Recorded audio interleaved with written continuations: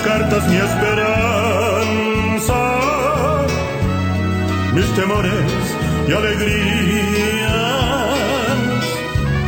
y aunque sean tonterías, escríbeme, escríbeme. Tu silencio me acongoja, me preocupa y predispone,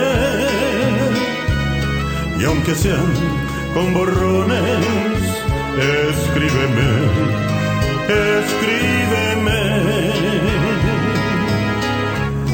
Me hace más falta tus cartas que la misma vida mía. Lo mejor morir sería si algún día me olvidara.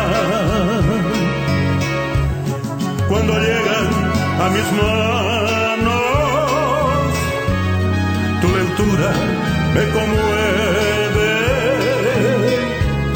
y aunque sean malas nuevas, escríbeme, escríbeme.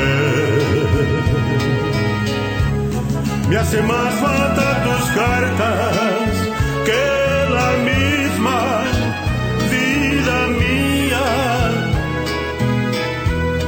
Lo mejor morir sería si algún día me olvidara.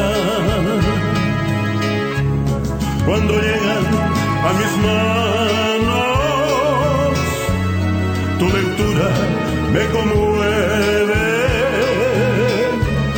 y aunque sean malas nuevas, escríbeme.